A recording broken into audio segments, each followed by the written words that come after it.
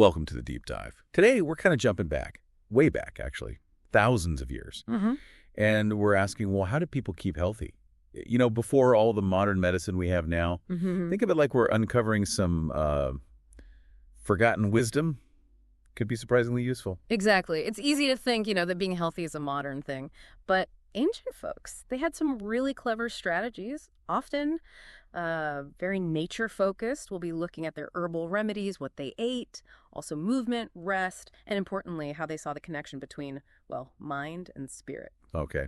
And the goal for you listening is maybe to grab some insights that still make sense today. That's the plan. See what resonates. All right, so let's dive in. Ancient pharmacies, not like Boots or CVS, I'm guessing. Well, no, definitely not. Their pharmacy was, well, the world around them, nature. What's really cool is how they learn, just watching, observing generation after generation. Think about ancient Egypt. They use honey on wounds. Honey. Yeah. And now we know, scientifically, honey has amazing antibacterial properties. Yeah. So it wasn't just like a random guess. It worked. They saw it worked. Wow. Okay, and that wasn't just Egypt, right? Other places too. Oh, absolutely not. Look at Ayurveda in India. That system is, what, over 3,000 years old? It's all about balance, mind, body, spirit. And they have this huge knowledge base of herbs.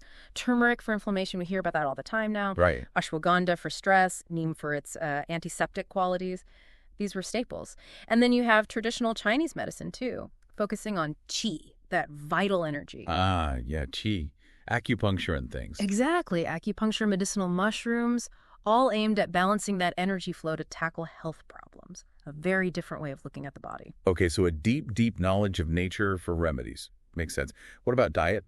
Processed food definitely wasn't a thing, I imagine. Not a chance. Their diets were all about whole, unprocessed foods. Simple as that, really.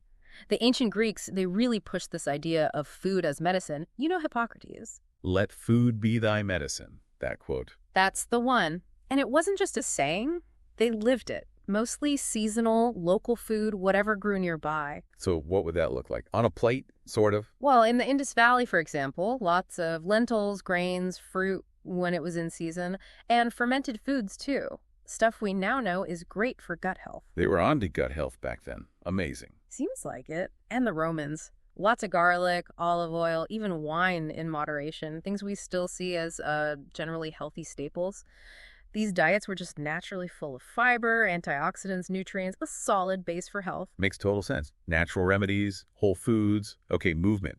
They weren't exactly hitting the gym 5 times a week. No, but think about how they lived. Physical activity wasn't separate. It was just life. Yeah. Walking everywhere, farming, building, hunting, gathering, just being outdoors, doing things, constant natural movement. Integrated into the day. And rest. Yeah. Did they value downtime? Oh, definitely. They understood needing to recharge. Stress reduction was part of it. You see practices like meditation, maybe spiritual rituals that calm the mind, even siestas in hot places. Right, the afternoon nap. Exactly. And think about sleep. Their sleep cycles were probably much more tied to, sunrise and sunset, no blue light from phones keeping them up. Yeah, our bodies probably still expect that natural rhythm.